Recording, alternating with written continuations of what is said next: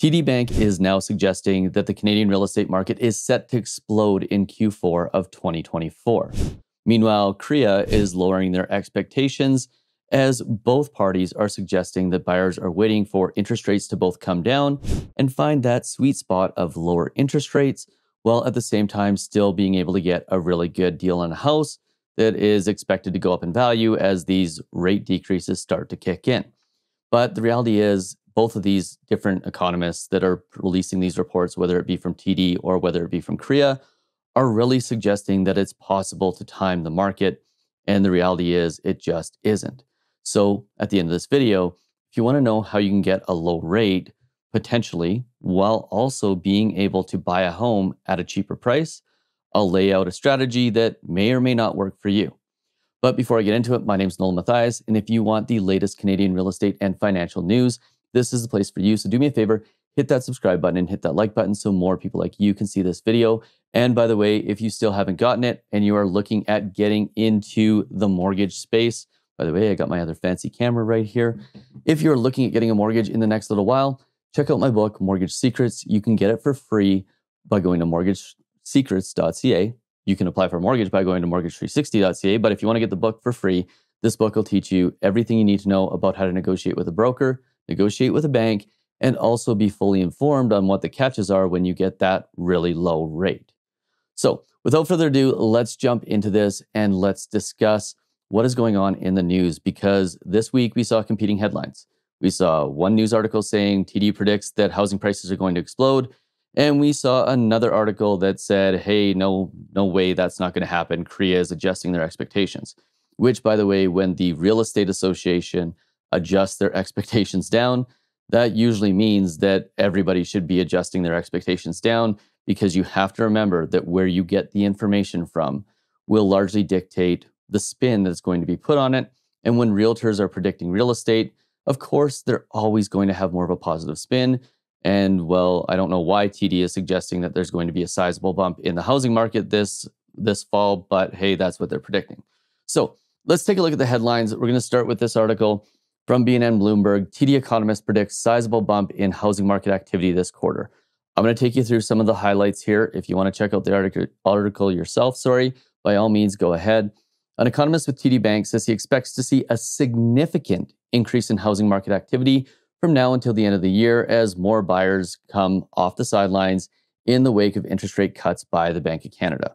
Now, this is where it gets interesting, because obviously the lower interest rates haven't spurred on buyers the way that everybody thought that they would. I mean, that first rate cut in June, everyone thought that buyers would flock back to the market. There was actually an influx of listings as sellers were waiting for that first rate cut, because that's when all the buyers were going to come back. And then lo and behold, the buyers never actually came back.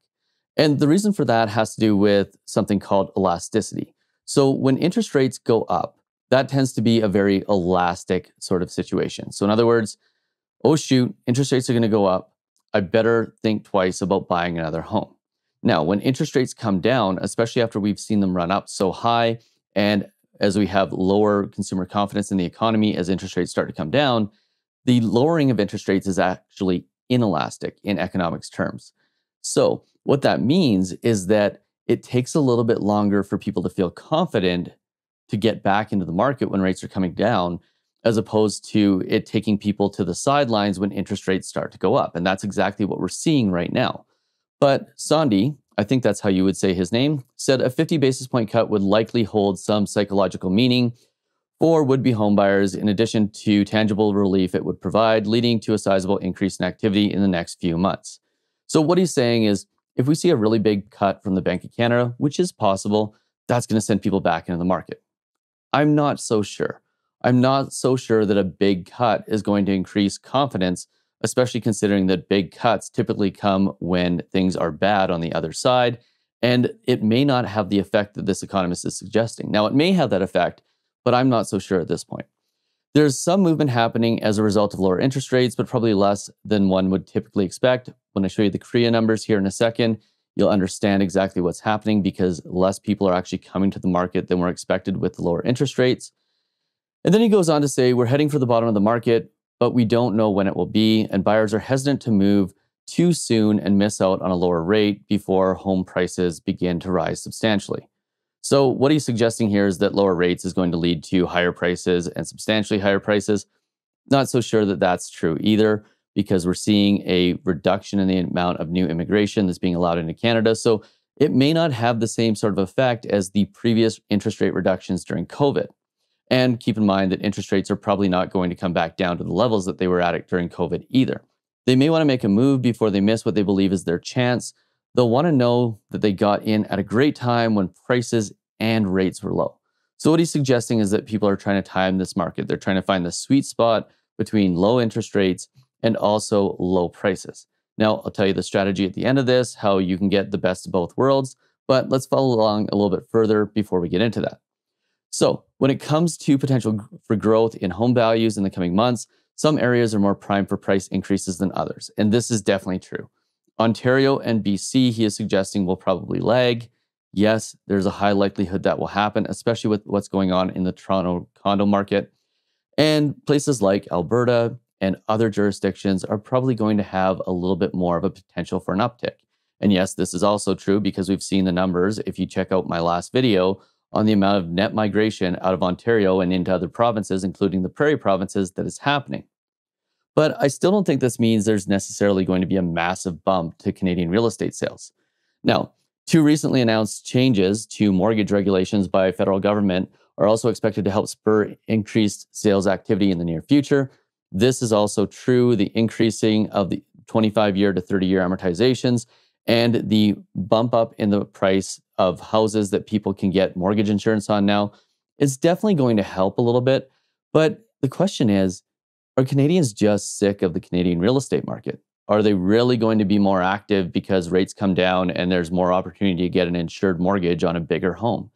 And I'm not so sure that's the case, because what I believe happened was that all of the buying activity for 2024 and 2025, not all of it, but most of it, actually got moved forward into 2022 and 2023 and 2021, of course. And really what we're seeing is all the people that were going to buy homes a little bit later on moved up their buying decision and have already bought. So I'm not sure that there's a ton of bandwidth here for a whole bunch of brand new buyers to jump in and buy houses. Yes, there will be some, but I don't think there's going to be as many as they're expecting based on these rule changes and based on lower interest rates. And the one thing that they point out that they're totally accurate on here is that affordability erosion will eat into the benefits to sales and prices derived from these policies. And that is absolutely true. Call a spade here. This is not somebody who is politically inclined in any direction whatsoever, but the federal government's move to make these changes isn't actually going to make homes more affordable for Canadians. It's going to both increase the prices, and it is also going to, or at least put upward pressure on the prices, and it's also going to take people from 25-year amortizations to 30-year amortizations, which makes the property significantly more expensive over that 30-year period because it's going to take longer to pay it off. So really what the government put under the guise of affordability is not affordability. It's actually making houses more expensive, both from a purchase perspective and from, of course, the cost of interest perspective. Now, this is where it gets interesting. So CREA, on the other hand, Canadian Real Estate Association, they actually lowered their housing market forecast. So we've got TD saying things are going to get better. They're increasing their forecast. CREA is going, not so sure. We're not seeing things that we love here. So the Canadian Real Estate Association is downgrading its housing market forecast for the remainder of the year again. So TD increased it. CREA is decreasing it, saying the Bank of Canada's interest rate cuts haven't spurred the gradual improvement it previously anticipated. Again, because those rate decreases are very much an inelastic movement in the economy. CREA said Tuesday it now thinks national housing market will remain in more of a holding pattern until next spring, with 468,900 properties forecasted to trade hands this year, which is more than what was traded last year. That would mark a 5.2% increase from 2023, down from its July prediction of a 6.1% bump and its April outlook of a 10.5% bump. So this isn't to prices, this is to number of sales. It goes on to say the average price of a home sold last month amounted to $669,000, up 2.1% from September of 2023. The association said it now is forecasting just a 0.9% annual increase for 2024 to 683,200, down from its previous outlook of a 2.5% annual increase. So all of these rate decreases that were expected to see housing prices go up and have more sales actually haven't had that effect. Now, on a year-over-year basis, the number of homes that changed hands in September rose 6.9%, but Korea said sales ticked up just 1.9% month over month from August after the Bank of Canada's third straight rate cut. And really, when we dig into this and we look at this, Morrison said that while lower interest rates are sure to lead to higher prices in the market, she suspects buyers may prove to be more cautious than in past years. I think that is absolutely the case. And where many people are finding themselves right now is between that rock and a hard place of trying to determine whether they should buy now at lower prices or wait for interest rates to come down. And hopefully those people are going to time the market perfectly and buy right at the very bottom. But there's a better way to do this. So let's assume that somebody wants to buy at today's prices, knowing that there's some economic headwinds, the new mortgage rules, lower interest rates, that could push housing prices higher. Well, if you want to buy now and still have the ability to access the lower interest rates, there is a strategy for that. Now, you have to understand before they actually go to their bank and run to their bank and get the wrong mortgage, you have to understand you need the right mortgage for this. You need to understand that there is some risk associated with this strategy if interest rates don't come down. You need to understand that you don't want a bank mortgage. You need a non-bank mortgage for this with an adjustable payment so that your interest rates are adjusting down as interest rates go down and so that you don't have to negotiate when you go to lock in. But if you are in the boat where you wanted to buy right now, get the lower price, and still be able to take advantage of interest rates as they fall, what you could do is get a non-bank mortgage with a company like First National, MCAP, CMLS, that has an adjustable payment. So the payments will adjust down and they'll get lower as interest rates get lower. And what you could do is you could wait it out until interest rates get low and then eventually lock into a fixed, giving you the opportunity to buy now at today's prices and still take advantage of the lower rates when they do, if they do actually get lower. But just like everything else in life, there are risks that come along with this. So you want to make sure that you have a really good broker to help guide you through this process.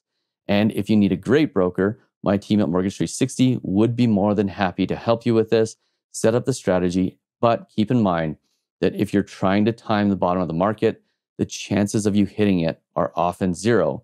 So if you're going to do this strategy, you need to pick your point of what interest rate you would be happy paying. And when the rates get there, execute and take advantage of that rate.